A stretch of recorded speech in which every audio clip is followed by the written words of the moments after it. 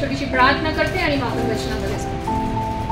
धन्यवाद देते परमेश्वर बाबा, तुझ्या नावाला माझ्या जिभेचा ओठाचा कंठाचा ताबा तू घे प्रभू. माझ्या मुखाद्वारे तू बोल प्रिय परमेश्वर बाबा, तुझ्या सामर्थ्याने बोल प्रभू. मी नाही केवळ मी नव्हे तर तुझ्या पवित्र आत्म्याच्या द्वारे माझ्याशी तू बोल प्रिय परमेश्वर. इथे बसलेल्या प्रत्येकाच्या आध्यात्मिक कान, नेत्र आणि बुद्धी तू उघड प्रिय परमेश्वर. तुझं वचन प्रभू ग्रहण करण्याचं अंतःकरण त्यांना तू दे. सर्व सैतानी बंधने यावेळेस मी येशूच्या नावामध्ये तोडून टाकते प्रिय परमेश्वर. तुझी उपस्थिती या ठिकाणी असू दे प्रभू. तुझ्या उत्तम अशा वचनाच्या मानाने आम्हाला तू तृप्त कर. येशू ख्रिस्ताच्या पवित्र प्रार्थना मागते म्हणतो ऐकू द्या. आमेन आमेन. Thank you Jesus. तर आजचा आपला विषय आहे नो टर्निंग बॅक ना. आता मागे फिरायचं नाही. आणि आज जरी आपण थोडके आहोत नेहमीपेक्षाही, परंतु मी विश्वास करते की आजचा जो विषय आहे आणि आजचा जो संदेश आहे तो आपल्या थोडक्यांसाठी पण आशीर्वादाचं कारण ठरेल. का तर काही खूप बाधा आल्या आजचं वचन तयार करत असताना. हा विषय जो आहे नो टर्निंग बॅक, हा विषय परमेश्वराने मला 8 मार्चला दिला, 2 आठवड्यापूर्वी. आणि फक्त 4-5 लाईन दिलेले, माझ्याकडे संदेश तयार नव्हता. आणि मी जास्त टेन्शन नाही घेतलं. मी म्हटलं की ज्यावेळेस मला संदेश द्यायचा असेल त्यावेळेस मी परमेश्वराकडे मागेन आणि तुम्हाला मार्गदर्शन करीन. आणि मागच्या रविवारी की सोमवारीच मी माधुरी सिस्टर दीपाली वहिनीला सांगितलं की ह्या रविवारचा विषय हा असणार आहे आणि 2-3 गाणी पण काढली. तोपर्यंत माझ्याकडे संदेश नव्हता. मी टेन्शन नाही घेतलं. मी म्हटलं शनिवारी ज्यावेळेस मी वचन तयार करायला बसेल देवाचा आत्मा मला मार्गदर्शन करेल. आणि काल सुट्टी होती आणि दुपारच्या वेळेस ज्यावेळेस मी या वचनावरती या विषयावरती मनन करत होती तर हा विषय सोडून अनेक वेगवेगळे विषय देवाने मला दिले. आणि मग मी विचार केला की कुठला विषय मी निवडू आजच्यासाठी ना. आणि मग माझं आशा सिस्टरशी बोलणं झालं आणि ते बोलता बोलता बोलले की सिस्टर खूप त्रास होतो, असं आहे तसं आहे, हे आहे ते आहे, पण अब पीछे मुडने का नाही, आता मागे वळून बघायचं नाही, हे शब्द त्यांच्या तोंडातून निघाले. आणि मला ते देवाकडून कन्फर्मेशन मिळालं आणि मी म्हटलं की आज मी ह्याच विषयावरती बोलणार आहे जो विषय देवानी 2 आठवड्यापूर्वी मला दिला. आणि मग काल भरपूर सगळे प्रार्थना वगैरे होता, ही इव्हॅन्जलिझमची सेशन पण होती. आणि कितीही विचार केला लवकर आवरून लवकर झोपायचं तर ते काही होत नाही. तर त्याच्यासाठी विशेष तुम्ही माझ्यासाठी प्रार्थनेत आठवण ठेवा की माझा स्केड्यूल थोडा चेंज व्हावा. आणि रात्री 3च्या ठोक्याला, म्हणजे अगदी मध्यरात्री किंवा पहाट म्हणा, 3च्या ठोक्याला मी लॅपटॉप घेऊन वचन लिहायला बसली. आणि 4:45 वाजेपर्यंत जवळपास माझा अर्धाधिक वचन लिहून तयार करून झाला होता. देवाचा आत्मा मार्गदर्शन करत होता. आणि अचानक माझा लॅपटॉप बंद झाला. आणि मागे 2-3 आठवडे असं होत आहे की अचानक लॅपटॉप बंद होतो, पण मी सेव्ह करत असते डॉक्युमेंट जे पण टाईप करते ते. आणि मी म्हटलं जाऊ दे, मी रिस्टार्ट करते आणि जे डॉक्युमेंट आहे ते जसं होतं नेहमीप्रमाणे ते होतं आणि मी रिस्टार्ट करून पुन्हा जिथे थांबली होती तिथून सुरू करीन. मी लॅपटॉप रिस्टार्ट केला, डॉक्युमेंट ओपन केलं, ब्लँक, कम्प्लीट ब्लँक. अर्धाधिक माझं वचन लिहून झालं होतं. आणि मी 2 मिनिटं शांत झाली. माझी चिडचिड नाही झाली पण थोडंसं दुःख झालं. मी म्हटलं मी थकली पण होती, झोपायचं पण होतं, सकाळी परत पाण्याला उठायचं 4:45 वाजले. मी म्हटलं अरे तेव्हा माझं वचन अर्धच झालं होतं, अर्धाधिक झालं होतं. आणि आता मी परत रिस्टार्ट केलं. म्हटलं नाही ते रिकवर होईल. वन ड्राईव्ह मध्ये जाऊन बघितलं, सगळं क्लाउडवरती जाऊन बघितलं तर पूर्ण डॉक्युमेंट ब्लँक. मी म्हटलं मी शांत राहिली, काय करू आता, झोपून सकाळी तयारी करू का. मी म्हटलं नाही, जे आहे ते आत्ताच मी उतरवून काढलं पाहिजे, नंतर नाही तर ते कदाचित विसरायला होईल. 5 वाजता परत सुरुवातीपासून सुरू केलं वचन लिहायला. 6 वाजेपर्यंत 1 तास जेवढं होईल तेवढं लिहिलं. आणि मी म्हटलं ना आता माझ्यानी होत नाही, मला झोपायला पाहिजे. 6 वाजता झोपली, परत 8 वाजता पाण्याला उठली. त्याच्यानंतर थोडंफार मी लिहून काढलं, परत झोपली. आणि मग जवळजवळ 2 वाजेपर्यंत पण माझं फायनल चालूच होतं वचन तयार करण्याचं. आणि विश्वास मामाजी काय बोलणं झालं ते म्हटले की कदाचित आज मला येता येणार नाही. आशा सिस्टर ज्यांच्याकडून मला कन्फर्मेशन मिळालं आजच्या वचनाबद्दल, त्यांचं मी वचन तयार करत असताना 2 वाजता मेसेज आला, कॉल आला की आज मी कदाचित येऊ शकणार नाही. मी म्हटलं अरे देवा, मी हे वचन एवढं तयार केलं, एवढे अडथळे येतात ते कुणासाठी. आणि मी प्रार्थना केली तयारी करता करता की ज्यांच्यासाठी हे वचन असेल, ज्यांच्याशी तुझी इच्छा असेल बोलावं, ते लोक आज नक्की येतील आणि त्यांना हे वचन आज मिळेल. आणि अशा रीतीने आजच्या ह्या वचनाची तयारी झालेली आहे, नो टर्निंग बॅक ना. तर आज ह्या विषयाकडे आपण जाऊ आणि ते वचन पुन्हा वाचू जे नितीन दादांनी सुरुवातीला वाचलं, लूक 9:62. लवकर लवकर आपण वचन काढू कारण आज जरा मी जास्त वेळ घेणार आहे. 2 आठवड्यापूर्वी माझ्याकडे 4 लाईन होते आणि आज 5 पान आहेत. येशूने त्याला म्हटले, जो कोणी नांगराला हात घातल्यावर मागे पाहतो तो देवाच्या राज्यास उपयोगी नाही. जो कोणी नांगराला हात घातल्यावर मागे पाहतो तो देवाच्या राज्यास उपयोगी नाही. Luke 9:62 NKJV, but Jesus said to him, no one having put his hand to the plow and looking back is fit for the kingdom of God. ना आपण काही आठवड्यापूर्वी पॉवर ऑफ ब्लडच्या वेळेस सायन्सचा क्लास लागला होता ना, आज जॉग्राफीचा क्लास लागला ना. जॉग्राफीमध्ये आपण शिकतो ना शेतीबद्दल. मी विचार करत होती, या वचनावरती मनन करत होती आणि नांगरण्याबद्दल लिहिलेलं आहे ना, नांगराला हात घालतो. तर ते नांगर कशात वापरतो आपण? शेती, ऍग्रिकल्चर अँड फार्मिंग मध्ये ना. आणि ज्यावेळेस मी आठवण करत होती तेव्हा मला असं आठवलं, भूगोलामध्येच होता ना विषय, जॉग्राफीमध्येच होता, agriculture, fertile land and infertile land. तर मी म्हटलं त्याविषयी मी थोडासा विचार केला आणि शेतीबद्दल थोडासा मी थोडं रिसर्च करायला सुरू केला की का नांगराबद्दल परमेश्वर तिथे का म्हणत आहे. आणि मोस्टली हा वचनाचा उपयोग संदेशामध्ये लोक सेवकांसाठी घेतात ना, जे सेवेसाठी उभे राहतात. मला सगळे म्हणतात उदाहरण देऊन की नांगराला हात घातला तर मागे वळायचं नाही ना. पण जसं आपण मागच्या आठवड्यात शिकलो की फक्त सेवकाला देवाने निवडलेले नाही ना, आपण प्रत्येकांना देवाने निवडलेला आहे आणि एका उद्देशाने आपल्याला ह्या ठिकाणी देव घेऊन आलेला आहे. फक्त अटेंडन्स लावायला, हजेरी लावायला त्यांनी आपल्याला चर्चमध्ये प्लांट केलेलं नाही ना, एका उद्देशाने केलेलं आहे. तर या वचनाच्या द्वारे काय वेगळ्या रीतीने देव आपल्याशी काय बोलू इच्छितो ते आपण यावेळेस बघू. आपल्यामधील कुणाला नांगराबद्दल म्हणजे शेतीबद्दल थोडीफार माहिती आहे का? शेती कोणी केली आहे? नांगर तरी बघितलंय, नांगरताना जमीन माहिती आहे? मयूरमध्ये हसतात खूप. केली आहे? पिक्चर मध्ये बघितलं ना, हल चलाना, ट्रॅक्टर वगैरे चालवतात ना. आणि बंजर जमीन, 2 बिघा जमीन ना. तर काही आपण स्टेजेस बघू शेतीचे आणि लक्ष देऊन आपण ऐकू यावेळेस. तर शेती अशीच होत नाही ना. शेती आपण शेतकरी शेती करतात म्हणून आपल्याला खायला अन्नधान्य मिळतात. पण असेच कुठल्या पण जाऊन मातीत बीज पेरलं, बियाणं पेरलं आणि त्याच्यातून पीक येत नाही ना. तर सुपीक जमीन असते आणि नापीक जमीन असते ना. फर्टाईल लँड आहे, इनफर्टाईल लँड. पण देवाच्या दयेने ख्रिस्तामध्ये आत्मिक जीवनामध्ये देवाने आपल्याला काय बनवलेलं आहे? सुपीक बनवलेलं आहे ना. जमीन सुपीक आहे पण पीक आपोआप येतं का? आपोआप येतं? त्याची मशागत करावी लागते, नांगरणी करावी लागते, बी पेरावं लागतं, मगच त्याच्यातून ते पीक येते ना. तर ऍग्रिकल्चरचे किंवा फार्मिंग शेतीचे वेगवेगळे जे स्टेजेस आहेत, प्रिपरेशन, तयारीचा एक भाग असतो, मग उत्पादनाचा एक भाग असतो आणि मग कापणीचा भाग असतो ना. लगेच आपण कापणी करत नाही ना किंवा लगेच पेरणी करत नाही ना. तर आधी काय करावं लागतं? जमीन जरी सुपीक असली तरी त्या जमिनीला तयार करावं लागतं आणि त्यामध्ये पेरणी करावी लागते. तर आपण थोडा अजून अभ्यास करू शेतीबद्दल आणि बघू त्याबद्दल आपल्याला आपण परमेश्वराचा आत्मा आपल्याला काय शिकवतोय.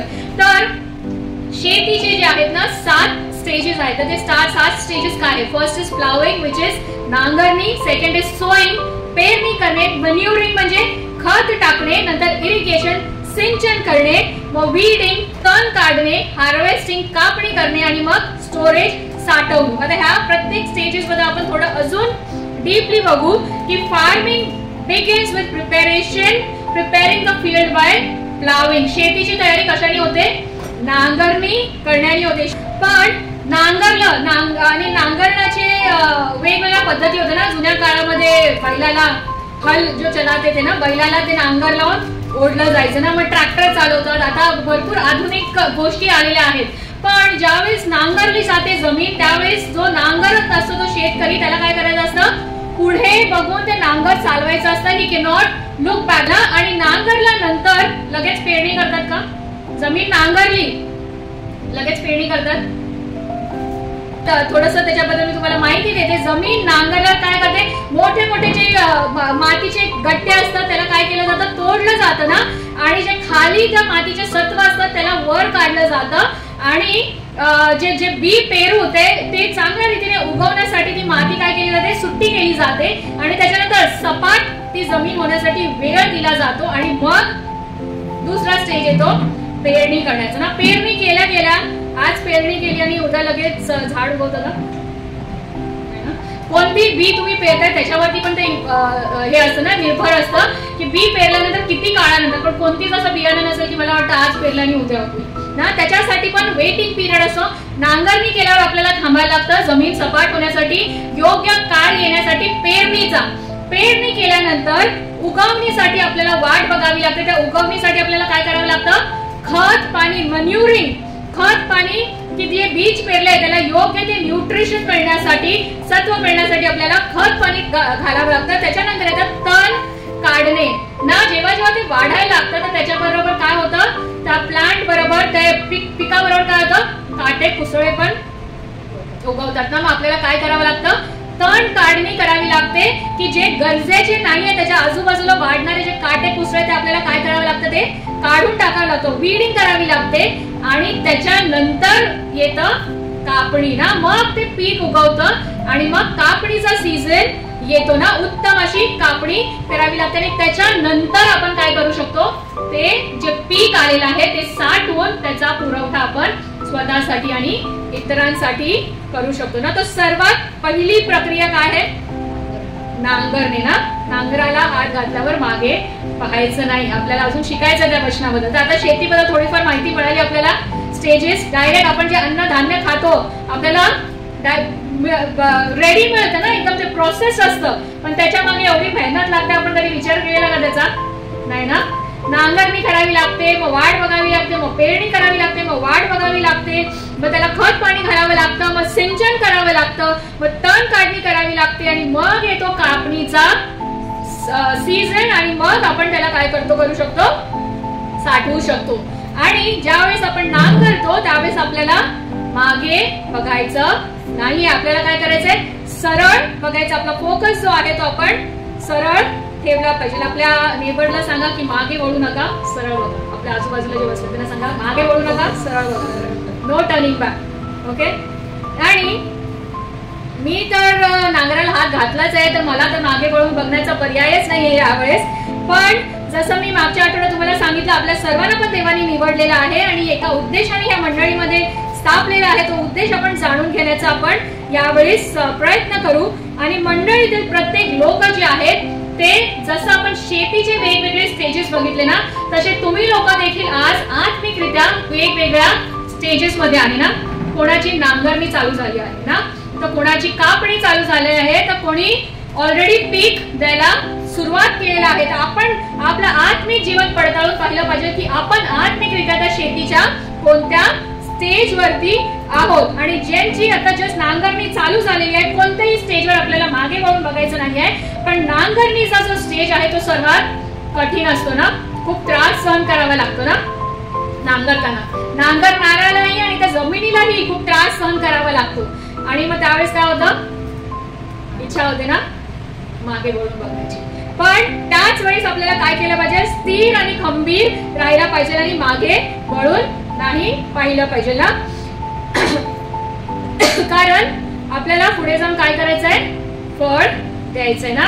जर नांगरणीतच आपण हार मानली की नाही बाबा त्रास होतोय, आता मला पुढे नाही जायचंय, मी मागे वळतो, तर आपण पुढे जाऊन पीक नाही देणार. भलेही आपली जमीन सुपीक असो, पण ती एक प्रक्रिया आहे ना. नैसर्गिकरित्या पण आहे आणि आत्मिकरित्या पण ती एक प्रक्रिया आहे. ती प्रक्रिया झाल्याशिवाय तुम्ही पीक देऊ शकत नाही. त्यामुळे त्या नांगरणीच्या प्रक्रियेतून, त्या त्रासातून जाणं आपल्याला गरजेचं आहे ना. आपल्या शेजाऱ्याला सांगा, वेळ लागेल मागे वळू नका. वेळ लागेल पण मागे वळू नका. आता आपण काही उदाहरणं बघू जे लोक मागे वळून ज्यांनी पाहिलं ना. ज्यावेळेस देवाने पृथ्वीचा निर्माण केला, ज्यावेळेस आकाश आणि पृथ्वी जेव्हा जमीन बनवली, त्यावेळेस नांगरण्याची गरज होती का? सगळं ऑटोमॅटिक मिळत होतं ना. मशागत करायची, नांगरणी करायची गरजच नव्हती. मग ती गरज का लागली? आपण बघू उत्पत्तीचं पुस्तक 3:17. आदामास तो म्हणाला, तू आपल्या स्त्रीचे ऐकलेस आणि ज्या झाडाचे फळ खाऊ नकोस, पण मी तुला आज्ञा केली होती त्याचे फळ तू खाल्लेस, म्हणून तुझ्यामुळे भूमीला शाप आला आहे. तू आयुष्यभर कष्ट करून तिचा उपज खाशील. कशामुळे? कशाला शाप आलाय? कशामुळे? आपल्या पापामुळे. ती जमीन, सुपीक जमीन, फलद्रूप जमीन बंजर कशामुळे झाली? नापीक कशामुळे झाली? पाप केल्यामुळे ना, आपल्या पापामुळे. आणि त्याच्यामुळे आपल्याला ती मशागत करावी लागत आहे ना. परंतु देवाने मानवाला तिथे सोडलं नाही ना. पुढे जाऊन निर्गमनाच्या पुस्तकामध्ये इस्रायली लोकांचं रडणं, आक्रोश जे आहे ते देवाने ऐकलं आणि मोशेला त्या ठिकाणी त्यांची सुटका करण्यास पाठवलं ना. आपण बघू निर्गमनचं पुस्तक 3:8. ते मिस्री देशामध्ये बंदीवान होते, त्या ठिकाणी ते काबाड कष्ट करत होते आणि आक्रोश करत होते की देवा आम्हाला ह्याच्यातून सोडव. आणि देवाने योजना केली त्यांना काय करण्यासाठी, त्यांची सुटका करून कनान देशामध्ये घेऊन जाण्यासाठी, जिथे दुधामधाचा प्रवाह होता ना, अशा देशामध्ये जिथे जास्त मेहनत करण्याची गरज नव्हती, अशा देशामध्ये घेऊन जाण्याची योजना परमेश्वराने त्याच्या लोकांसाठी केली. आपण वाचू ते वचन निर्गमन 3:8. त्यांना मिस्री लोकांच्या हातातून सोडवावे आणि त्या देशातून चांगल्या व मोठ्या देशात दुधामधाचे प्रवाह जेथे वाहत आहेत अशा देशात, म्हणजे कनानी, हित्ती, अमोरी, परिज्जी, हिव्वी व यबुसी यांच्या देशात त्यांना घेऊन जावे म्हणून मी उतरलो आहे. देवाची काय योजना होती? देवाची काय योजना होती? बंदीवासातून मुक्त करून दुधामधाच्या प्रवाहामध्ये त्याच्या लोकांना घेऊन जावं. आज आपल्यासाठी देखील देवाची तीच इच्छा आहे. उत्तम अशा आशीर्वादाने आपल्याला तृप्त करण्याची देवाची इच्छा आहे. परंतु त्या इस्रायली लोकांनी काय केलं? प्रत्येक वेळेस कुरकुर तर केलीच, पण काय केलं? प्रत्येक वेळेस त्यांनी मागे वळून पाहिजे. काय म्हटले ते? मिस्रामध्ये आम्हाला चमचमीत तिखट चिकन मटन खायला मिळत होतं आणि इथे तू आम्हाला काय आहे गोड गोड रोज मान्ना खायला घालतो ना. देव स्वर्गीय अन्न त्यांना देत होता आणि त्यांनी काय केलं? कुरकुर केली, मागे वळून बघितलं आणि ज्या दुधामधाच्या प्रवाहाच्या देशामध्ये त्यांची वाटचाल होती ते त्यांचा फोकस सोडून ते काय केले? मागे वळून बघू लागले आणि म्हणू लागले की ते आमचे दिवस बरे होते ना. पण ते विसरून गेले की तिखट खाल्ल्यानंतर आपल्याला डिझर्ट खायची पण गरज लागते ना, गोडाची पण गरज लागते. देवानी त्यांच्यासाठी सुपीक जमीन ना, abundant living was awaiting for them. देवानी त्यांना निवडलं होतं, पण ते काय करत राहिले? कुरकुर करत राहिले आणि ते मागे वळून बघत राहिले ना. दुसरं उदाहरण यावेळेस आपण बघू, लोटाची पत्नी ना. मागच्या वेळेस पण आपण ते अब्रामाचं उदाहरण बघितलं की अब्राम काय करतो? सदोमासाठी मध्यस्थी करतो आणि देव संधी देतो लोटाला ना वाचण्यासाठी त्या ठिकाणावर. पण देव काय आज्ञा देतो? काय आज्ञा देतो? लोटाच्या पत्नीला आणि लोटाच्या परिवाराला मागे वळून बघू नको. पण लोटाची पत्नी काय करते? ती आज्ञा पाळत नाही आणि पुढे देवाने तिच्यासाठी काय वाढून ठेवले, जे आशीर्वाद वाढून ठेवले त्याच्याकडे फोकस न ठेवता ती काय करते? अरे माझे मागं काय सुटलं ना, माझी धन संपत्ती, माझं नातेवाईक असतील, माझे मागे काय असेल, तिचं काय होतं माहित नाही, ती काय करते? मागे वळून बघते आणि त्याचा परिणाम काय झाला? मिठाचा खाम होऊन बसली ना. कित्येक वेळेस आपला मानवी स्वभाव असतो किंवा सैतान देखील आपल्याला मागे वळून बघायला लावतो ना. आपण उदाहरणार्थ आम्ही खूप आशीर्वादित आहे आणि तुम्ही पण आशीर्वादित आहात आणि देव तुम्हाला नक्कीच प्रतिफळ देईल. आणि खरोखर मला खूप कौतुक वाटतं तुमचं की तुम्ही 2 सर्व्हिसेस अटेंड करता ना. पण कधी कधी सैतान येऊन कुजबुजतो ना कानामध्ये. मानवी रीतीने आपण शारीरिकरित्या पण आपण थकून जातो आणि ते बरं होतं एकच सर्व्हिस अटेंड करणं. घरी जा, खा प्या, झोपा, टीव्ही बघा, फिरायला जा. आता हे 2-2 सर्व्हिस अटेंड करायला लागत आहे तर रविवार आपला असाच निघून जातो ना. सैतान काय करतो? आपल्याला काय करतो? मागे वळून बघायला लावत आहे ना. जसं लोटाच्या पत्नीने मागे बघितलं, तसं इस्रायली लोकांनी मागे बघितलं, तसं आपल्यालाही काय करतो? तो मागे वळून बघायला लावत आहे ना. जसं आपण नांगरणी बद्दल बघितलं की नांगरणी करणं हे कठीण परिश्रम आहे, त्याचा खूप त्रास होतो, त्याला वेळ लागतो, पण त्याचं प्रतिफळ मोठं आहे. तुम्ही लोक सुद्धा जे बलिदान करतात, सॅक्रिफाईस करत आहात, त्याचं प्रतिफळ मोठं आहे. भले त्याला वेळ लागेल, ते आता दिसत नसेल, पण ते नक्कीच देवाने तुमच्या वाट्यास ठेवलेला आहे ना. कनान देशाकडची वाटचाल, तो प्रवास आरामदायी होता का? सुखद होता का? नव्हता ना. कठीण होता. पण पुढे काय होतं? दुधामधाचा प्रवाह होता. पण ते त्यांचा समोरचा फोकस ठेवून कुठे बघत राहिले? मागे बघत राहिले ना. त्या बंदीवासाच्या दिवसांना ते आठवत राहिले की अरे पुढे काय ते आम्हाला दिसत नाहीये, आमचे तेच दिवस बरे होते ना. लोटाच्या पत्नीसाठी देखील तिचा जो भूतकाळ होता किंवा जे काही मागे होतं ते सोडून देणं तिच्यासाठी पण ते कठीण होतं. आता जर परत माझं जर उदाहरण द्यायचं झालं तर मी भलेही 2 सर्व्हिसेस अटेंड करत नाही आहे, पण माझी जबाबदारी 10 पटीने वाढली ना. असं नाही फक्त तुमच्याच कानात सैतान कुजबुजत असेल, काही दिवसापूर्वी माझ्या पण कानात कुजबुजत होता आणि असं वाटतं ना की अरे म्हणजे आता जसं मी माझी एक साक्ष दिली की आता मी माझ्या वचनबद्ध भूमीमध्ये आहे ना. 40 वर्षाचा प्रवास केल्यानंतर आता मी सुखदायी जागेमध्ये आहे आणि देवाने मला निवड दिली होती ना की तुला आराम करायचा आहे की सेवा निवडायची आणि मी सेवा निवडली. आणि ऑब्व्हियसली सेवा निवडणं हे सोपं नाहीये ना, कठीण काम आहे आणि भरपूर जबाबदाऱ्या आहेत, भरपूर अडचणी आहेत, भरपूर चॅलेंजेस आहेत. मग कधी कधी असं वाटतं की अरे ते दिवसच किती सुखाचे होते ना, ऑफिस मधून या, आराम करा, टीव्ही बघा, खा प्या, रील्स बनवा, फिरायला जा. जसं मी म्हटलं माझ्या मैत्रिणी विचारतात अरे आजकाल तुझे रील्स येत नाही, तू पुढे फिरायला वगैरे जात नाही का? वेळच नाही मिळत ना. पहिले ऑफिस, घराचं काम, रील्स आणि टीव्ही, आणि आता प्रार्थना, रविवारची भक्ती, पुढच्या रविवारी काय संदेश द्यायचा, ऑनलाईन कोणत्या मीटिंग्स, आणि लोकांना कॉन्टॅक्ट करा, त्यांच्यासाठी प्रार्थना करा, याच्यामध्ये वेळ निघून जातो. पण सैतान काय आठवण करून देतो? मागे वळून बघ, मागचे दिवस चांगले होते. पण त्याला माहित नाही मागच्या दिवसांपेक्षा दुप्पट आशीर्वाद देवानी पुढे ठेवलेला आहे. पुढे काय आहे? कनान देश आहे ना, कनान देश आपल्यासाठी ठेवलेला आहे. आणि त्या सुपीक जमिनीची नांगर झाल्यावर पुढे काय होणार आहे? ती जमीन चांगलं पीक देणार आहे ना, कापणीचा आणि त्या साठवणीचा वेळ देखील येणार आहे ना. तर आपल्याला काय करायचंय? मागे वळून बघायचं नाही आहे.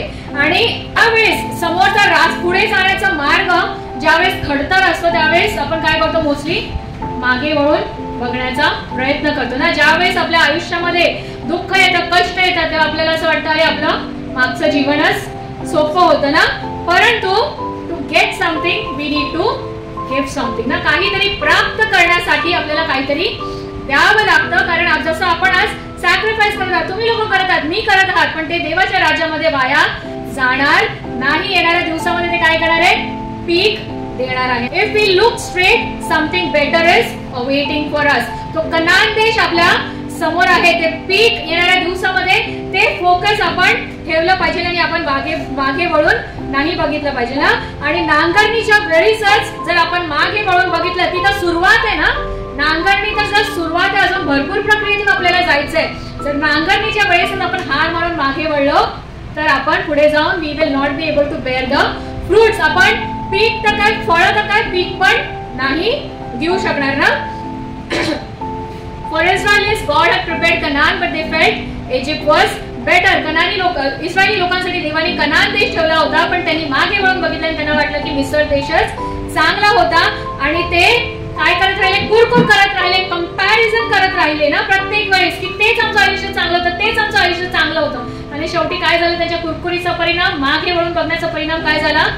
त्यांच्या पिढीतला एकही व्यक्ती कनान देशात गेला नाही. त्या संपूर्ण पिढीचा देवानी त्या रानामध्येच नाश केला आणि त्यांची पुढची पिढी जी आहे ती कनान देशात गेली. जे देवाचे निवडलेले होते, ज्यांनी तो फोकस ठेवला की काही झालं तरी आपल्याला काय करायचंय? पुढे वाटचाल करायची. ज्यांनी मागे वळून नाही बघितलं तेच त्या कनान देशामध्ये गेले ना. लोटाच्या पत्नीचा देखील परिणाम आपण बघितला. तिने काय केलं? मागे वळून बघितलं आणि काय झालं? ती आज मिठाचा खांब पडून आजही त्या ठिकाणी आहे. We also need to turn our backs to our past and old habits.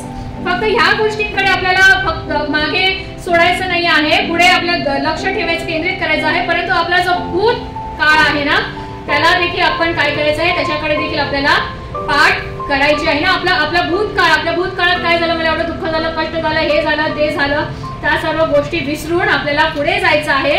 कारण ख्रिस्तामध्ये आपण जे आहे ते नवी उत्पत्ती आहे ना. आणि सतत सतत सतत आपल्या भूतकाळाबद्दल आपल्याला बोलत नाही राहायचं, त्याच्यातून आपल्याला धडे घ्यायचे आहेत. पण आपला भूतकाळ जो आहे तो आपल्याला मागेच सोडून द्यायचा आहे. आपण ते वचन वाचून नीतिसूत्रे 26:11.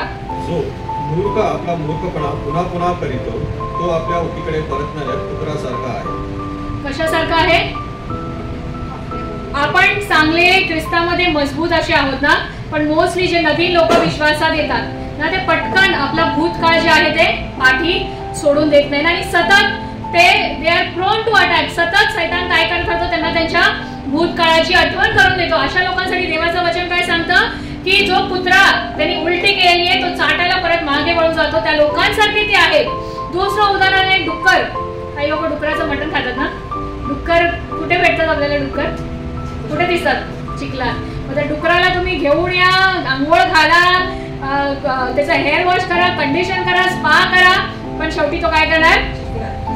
शेवटी जाऊन चिखलातच पडणार ना. तर आपल्याला मागच्या गोष्टी ज्या आहेत, जुन्या सवयी ज्या आहेत, आणि आपल्या संदर्भात जर असे कोणी लोक, नवीन लोक येतात ज्यांना सैतान किंवा आपला मानवी स्वभाव त्यांना त्यांच्या भूतकाळामध्ये ओढून नेत असेल तर त्यांना काय केलं पाहिजे, आपण प्रोत्साहन दिलं पाहिजे की तुम्ही काय करा, पुढे वाटचाल करा, मागे वळून पाहू नका ना.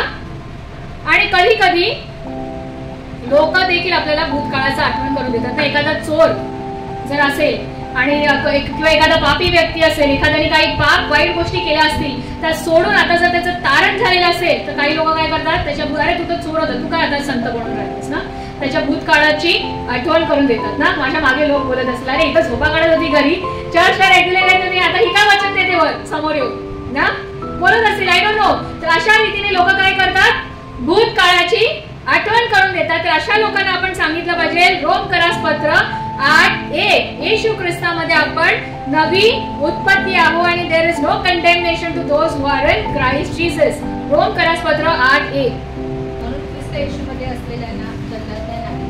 आपल्याला काय आहे, दंड आज्ञा नाही आहे ना. आणि आपल्याला देव दोष लावत नाही. तर अशा लोकांना आपण सांगितलं पाहिजे की तुम्हाला देव जर मला दोष लावत नाही तर तुम्हाला देखील तो अधिकार नाही आहे आम्हाला दोष लावण्याचा. देवामध्ये येशू ख्रिस्तामध्ये आपण काय आहोत, नवीन उत्पत्ती आहोत. आमचा भूतकाळ आम्ही काय केलेला आहे, त्या क्रूसावरती टांगला गेला आहे आणि येशू ख्रिस्ताबरोबर तो गाडला गेला आहे. आणि जसं 30 लवकरच आपण गुड फ्रायडे ईस्टर साजरा करणार, रेझरेक्शन डे, तर भूतकाळ जो आहे आपला गाडला गेला आहे आणि येशू ख्रिस्ताच्या पुनरुत्थान झाला, त्याच्याबरोबर नवीन सृष्टी म्हणून ख्रिस्तामध्ये आपण देखील नवी उत्पत्ती म्हणून वर आलेलो आहोत ना, जिवंत झालेलो आहोत. पुन्हा नवीन जीवन आपल्याला मिळालं आहे. त्यामुळे ज्यावेळेस आपण देवाचा मार्ग निवडतो, कितीही मोह आले, कितीही संघर्ष आले, कितीही कठीण रस्ता तो असला तरी आपण काय केलं पाहिजे, कमिटेड देवाची जी सेवा देवाने आपल्याला दिलेली आहे, देवाचा जो मार्ग आपण निवडलेला आहे, आपण काय केलं पाहिजे, वचनबद्ध राहिलं पाहिजे ना. Don't turn back but turn your back to your past. म्हणजे तुमच्या भूतकाळाकडे परत वळू नका, पण तुमच्या भूतकाळाकडे काय करा, तुमची पाठ वळवा ना. तुमच्या नेबरला परत सांगा, पाठी वळू नका पण आपल्या भूतकाळाकडे पाठ दाखवा. पाठी वळू नका, पाठ दाखवा. एकदा जर का आपण एक प्रवास सुरू केला ना, तर आपल्याला समोर काय आशीर्वाद आहे, समोर जो आपल्याला कनान देश आहे ना, प्रवास कठीण आहे, प्रवास लांबचा आहे, पीक यायला, सुपीक जमीन असली तरी पीक यायला भरपूर अजून वेळ आहे. तर आपण काय केलं पाहिजे, आपला फोकस जो आहे तो समोर ठेवला पाहिजे आणि आपण मागे वळून नाही बघितला पाहिजे. आणि आपण जो मार्ग निवडला आहे त्याच्याबद्दल आपण रिग्रेट नाही केलं पाहिजे की अरे हे मी का केलं ना, हे मी का केलं, असा आपण विचार नकारात्मक नाही केला पाहिजे. कारण आपली जी वाटचाल आहे ती परिपक्वतेकडे आहे ना, आणि परिपक्व होण्यासाठी वेळ लागतो.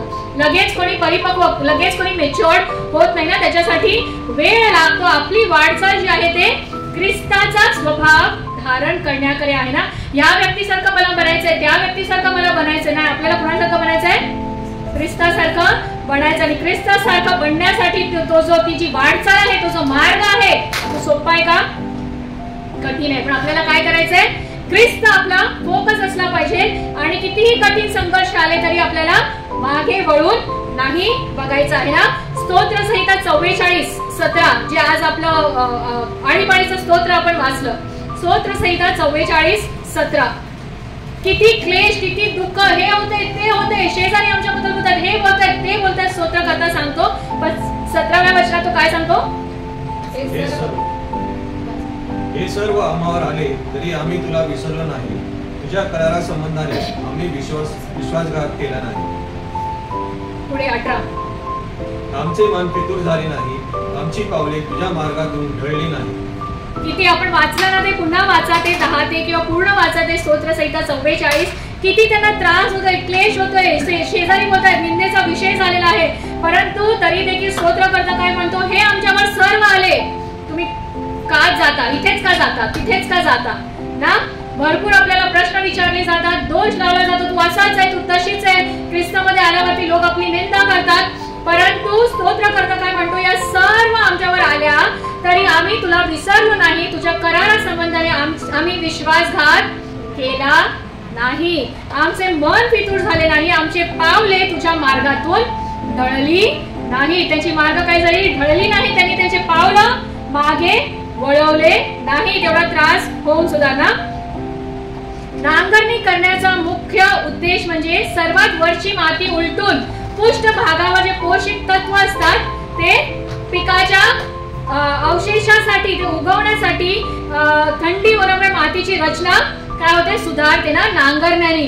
आणि जे नको त्या गोष्टी असतात त्या कुजून गाडल्या जातात आणि जे न्यूट्रिएंट्स असतात नांगरणी केल्याने काय होतात ते वर येतात. मातीची कठीण कवच असलेली वरचा थर काय करतं, नांगरणी तोडते ना. खोल मातीत घुसखोरी करून ते बियाणं खोलवर पेरण्यासाठी, कारण काय झालं पाहिजे, जमिनीच्या आत काय होतं, काय असतं, काय असतं,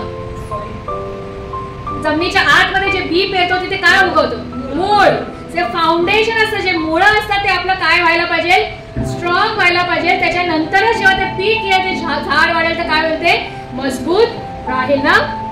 जर पेरणीपूर्वी शेतीची नांगरणी केली नाही तर त्यावरती काय होईल, सुरकुत्या राहतील आणि पिकाची काय होणार, योग्य वाढ होणार नाही. आम्ही काय सांगितलं तुम्हाला, आपण सर्व काय ख्रिस्तामध्ये आत्मिकरित्या सुपीक आहोत, पण चांगलं पीक देण्यासाठी काय करावं लागतं, नांगरणी करावी लागते. तर योग्य नांगरणी नाही केली तर काय होतं, जमिनीवरती सुरकुत्या पडतात. तर आज आपल्याला आपल्या आत्मिक जीवनावरती त्या सुरकुत्या पडू द्यायच्या नाहीये. पीक येईल पण काय होईल, त्याची योग्य वाढ होणार नाही जर योग्य नांगरणी झाली नाही तर ना. गलातीकरास पत्र 6:9 आपण वाचू. चांगले करण्याचा आपण कंटाळा करू नये, कारण आपण न खचलो तर यथाकाळी आपल्या पदरी पीक पडेल. चांगले काम करण्याचा आपण काय नाही केला पाहिजे, कंटाळा नाही केला पाहिजे ना. आपण काय करतो, चांगलं काम करतो, जाऊ दे ना, एक सर्व्हिस अटेंड केली तर कशाला परत दुसरी करायची ना, कंटाळा येतो ना, मानवी स्वभाव आहे. पण परमेश्वराचं वचन काय सांगतं की आपण खचलो नाही पाहिजे आणि यथाकाळी त्याचं पीक आपल्या पदरी पडेल. कधी पडेल, लगेच येईल का, बी पेरल्या लगेच आम्ही येतोय, 3 महिने झाले ना, पण काय बदलच नाही जीवनामध्ये, काय पीकच नाही दिसत, लगेच येईल का पीक, कधी येईल, यथाकाळी, राईट टाइम, योग्य वेळी त्याचं पीक येईल. आणि ज्या वेळेस पीक येईल तुम्ही काय कराल, फळ द्यायला सुरू कराल आणि बाकीची लोक तुमच्याकडे ते फळ खायला येतील. पण त्याच्यासाठी आपण काय केलं पाहिजे, तर प्रक्रियेतून गेलं पाहिजे, वाट बघितली पाहिजे आणि मागे वळलं नाही पाहिजे ना. तर आता तुमच्या शेजाऱ्याला सांगा, तुमची योग्य वेळ येत आहे, मागे वळू नका. आपण काय केलं पाहिजे, संयम ठेवला पाहिजे ना, धीर ठेवला पाहिजे आणि सहन केलं पाहिजे ना. ती कापणी करण्यासाठी, त्या पीक येण्यासाठी आपण काय केलं पाहिजे, पेशन्स ठेवला पाहिजे. एक छोटीशी गोष्ट सांगते आणि मी मग संपवते. चीनी बांबू, चायनीज बांबू माहितीये का तुम्हाला, चायनीज बांबू ऐकलंय, बांबूचं झाड बघितलंय, कसं असतं, कसं असतं, एकदम उंच असतं ना, एकदम उंच असतं. बांबूच्या झाडाच्या उत्पन्नाबद्दल माहिती का थोडंफार, आज ही पूर्ण शेती शिकायला बसली आपल्याला. ओके ठीक आहे, तर मी ही स्टोरी सांगते तुम्हाला, त्याच्यातून तुम्हाला चीनी बांबू किंवा चायनीज बांबू बद्दल थोडंफार कळेल. तर एक व्यक्ती असतो ना आपल्यासारखाच, ख्रिस्ती विश्वासाला व्यक्ती असतो आणि डेली रेग्युलरली चर्चला जात असतो, 2-2, 3-3 सर्व्हिसेस, ही मीटिंग, ती मीटिंग, ऑनलाईन मीटिंग, दान दशांश सगळं करत असतो, वर्ष करत असतो. पण त्याला त्याच्या प्रार्थनेचं उत्तर मिळत नसतं आणि काहीच आशीर्वाद त्याला त्याच्या जीवनामध्ये दिसत नसतं. आणि एक दिवस तो खूप कंटाळतो, वैतागतो की मला नको हे जीवन, आणि काय करतो, जंगलामध्ये निघून जातो. आणि जंगलामध्ये त्याला एक संत माणूस दिसतो, जो त्या जंगलाची राखण करत असतो, तिथे झाडांची लागवड करत असतो ना. आणि संत आदमी, त्या संत माणूस त्या जो रागात असतो त्या व्यक्तीला बघतो आणि त्याला विचारतो की बाळा काय झालं, तू काय एवढा चिडलायस. आणि तो त्याची कहाणी सांगतो की मी हे केलं पण मला माझ्याशी देव बोलतच नाही, मला उत्तर दिसत नाही, मला काहीच बदल दिसत नाहीये किंवा काहीच आशीर्वाद दिसत नाही, प्रार्थनेचे उत्तर दिसत नाहीये. तर तो संत आदमी त्याच्याकडे बघतो आणि हसतो आणि त्याला 2 झाडं दाखवतो. तो म्हणतो की काही वर्षापूर्वी मी 2 बियाणं पेरलं होतं. एक बियाणं होतं फर्न्स, जे पत्ते असतात ना, फर्न्स अँड पेटल्स जे म्हणतात ना, ते पत्त्यांचं, फक्त पत्ते असतात त्याला, बाकी काय नसतं, पत्त्यांचं मी बीज पेरलं. आणि चायनीज बांबू, चीनी बांबूचं बीज मी पेरलं. त्याची दोघांची पण मी योग्य काळजी घेत होतो, मशागत घेत होतो, खत पाणी, नांगरणी केली, खत पाणी घातलं आणि सगळं केलं, मशागत केली. परंतु जे फर्न्सचं जे प्लांट होतं किंवा जे रोपट होतं ते काही वर्षात लगेचच ते उपजलं ना, त्याचं पीक आलं. परंतु 4 वर्ष झाले जे चिनी बांबूचं बीज मी पेरलं होतं मला काहीच दिसत नव्हतं. पण तरी पण मी माझा धीर सोडला नाही. मी मशागत करत राहिलो आणि 5व्या वर्षी ते चिनी बांबूचं रोपटं वाढलं, जमिनीच्या बाहेर आलं आणि अगदी 2 महिन्यात किती वाढलं? 90 फीट, 90 फीट. आपली हाईट किती आहे? 4, 5, जास्तीत जास्त 6, 7. ते बांबूचं झाड किती वाढलं? किती वाढलं? 90 फीट ना. आपली दृष्टी पण जाणार नाही तेवढी. अगदी लिटरली आकाशाला टच करण्या इतकी हाईट ना. 90 फीट वाढलं. पण ते लगेच वाढलं का? किती वर्ष लागले त्याला? 5 वर्ष लागले. त्या 5 वर्षात त्याला वर काहीच दिसत नव्हतं. पण त्या शेतकऱ्याने किंवा त्या संत माणसाने काय केलं?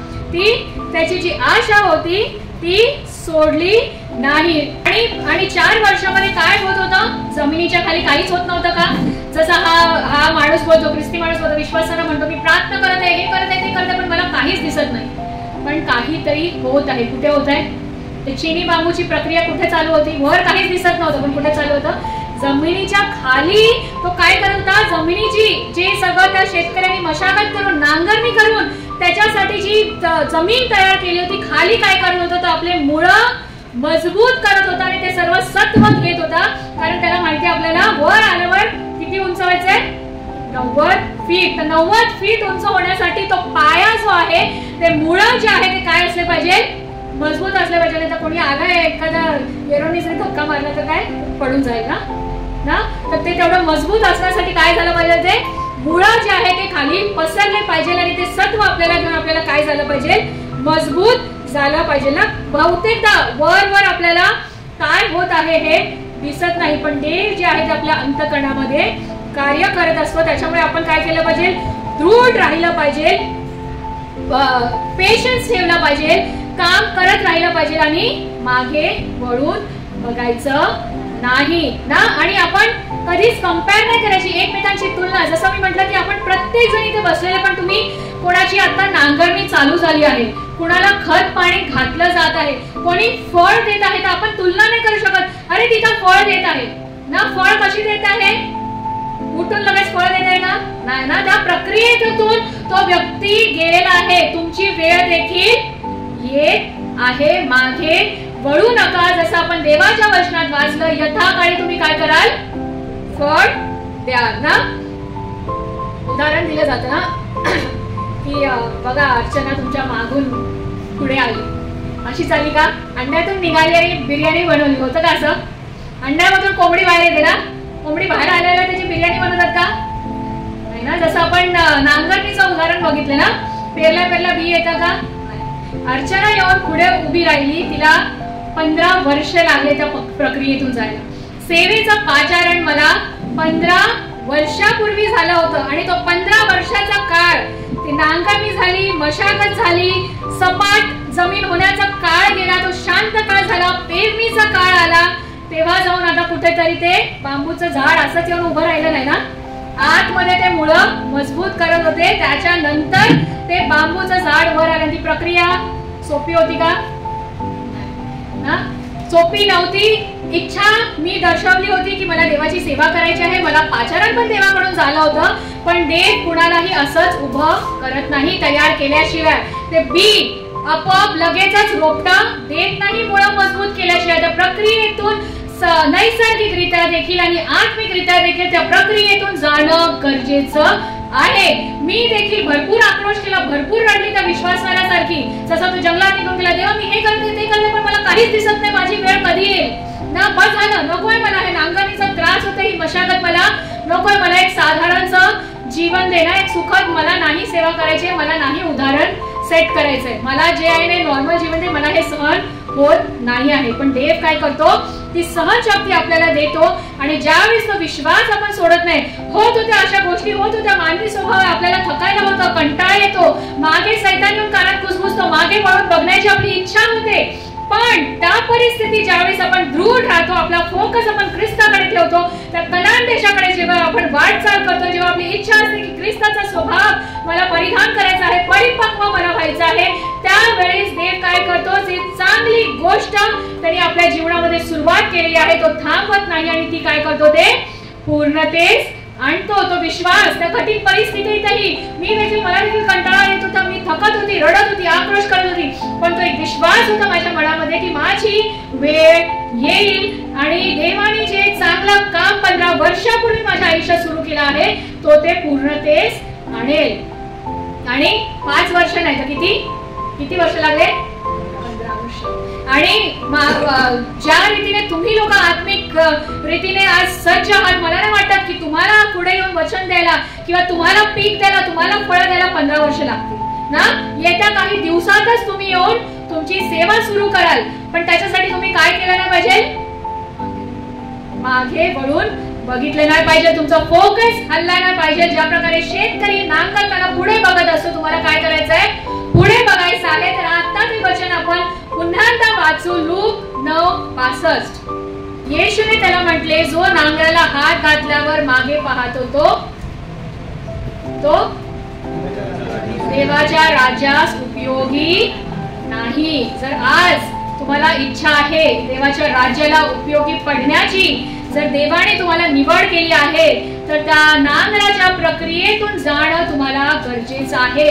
ते स्टेजेस तुम्हाला पार करणं गरजेचं आहे. असंच उठून कोणी देवाच्या राज्यासाठी उपयोगी पडत नाही. देव त्याच्यासाठी काय करतो, जसं त्या चिनी बांबूच्या झाडाला 5 वर्ष लागले, मला 15 वर्ष लागले, तसं देव तुम्हाला पण त्या प्रक्रियेतून घेऊन जाईल आणि नक्कीच तयार करायला. त्यावेळेस जेव्हा तुम्ही पीक द्याल, फळ द्याल, त्यावेळेस काय होतील, तुमचे जे जड आहे ते जमिनीच्या आत काय होईल, मजबूत होतील. मग त्यावेळेस कितीही आंधी तुफान आले, कितीही संकट आले, कितीही लोक तुम्हाला वाईट बोलले, कितीही पाडण्याचा प्रयत्न केला, कितीही लोकांनी तुम्हाला विरोध केला, तरी पण काय हो, आपण त्या बांबूच्या झाडासारखे स्थिर उभे राहू. कोणीही आपल्याला हलवू शकणार नाही किंवा पाडू शकणार नाही. शेवटचं वचन आपण यावेळेस वाचू, योहान 15:16. तुम्ही मला निवडले नाही, तर मी तुम्हाला निवडले व तुम्हाला नेमले आहे. यात हेतू हा की तुम्ही जाऊन फळ खावे, फळ द्यावे, तुमचे फळ टिकावे आणि जे काही तुम्ही माझ्या नावाने पित्याजवळ मागाल ते त्याने तुम्हाला द्यावे. तर ह्या गोष्टी, ह्या वचनामध्ये, एका वचनामध्ये भरपूर साऱ्या गोष्टी येशू ख्रिस्ताने म्हटलेल्या आहेत. त्याचं वचन आपल्याला काय सांगतं, तुम्ही मला निवडले नाही तर मी तुम्हाला निवडले आहे. आज आपण निवडले का देवाला, आपण उपकार करतो का देवाला येऊन त्याच्या उपस्थितीमध्ये बसून नाही, आपण त्याला निवडले नाही. आज जरी आपण थोडके असलो तरी काय आहे, देवाने आपल्याला निवडलेलं आहे. बोलावलेले खूप आहे पण निवडलेले थोडके आहेत ना, व तुम्हाला नेमले आहे. जसं मी म्हटलं की आपण इथे हजेरी लावायसाठी येत नाहीये, नेमला आहे, अपॉइंट केला आहे. तुम्हा प्रत्येकाला एका उद्देशाने देवाने त्याच्या मंडळीमध्ये रोपला आहे आणि नेमला आहे. आणि त्याचा हेतू काय आहे, तुम्ही काय करावं, तुम्ही फळ द्यावे आणि तुमचे फळ टिकावे. तर आपण शेतीबद्दल भरपूर माहिती मिळवली आहे. फळ कसं येतं, असंच येत नाही ना, त्याची मशागत करावी लागते, नांगरणी करावी लागते, मग आपण फळ देतो. आणि ज्या वेळेस आपण ह्या सर्व प्रक्रियेतून जातो, ती कापणी होते आणि मग काय होतं, ते फळं साठवून ठेवली जातात, इतरांसाठी ते फळ टिकतात. तुमची फळे टिकावी. जर आज तुम्हाला वरच्यावर काही गोष्टी दिसत नसतील तरी तुम्ही हार मानू नका, विश्वास सोडून देऊ नका, कारण काय होत आहे, देव कार्य करत आहेत आणि तुमची मुळं जी आहेत ती मजबूत होत आहेत. आणि त्याच्यानंतर काय होईल, फळं दिल्यानंतर काय होईल, पुढे काय शेवटचं, तो काय म्हणतो, ख्रिस्ती बाळ, देव माझी प्रार्थना ऐकतच नाही, उत्तरच देत नाही म्हणून तो निराश होतो ना. पण इथे देवाचं वचन काय सांगतं, तुम्ही त्या प्रक्रियेतून गेल्यावर तुम्ही फळ द्याल, तुमची फळे टिकतील आणि सगळे म्हणू आणि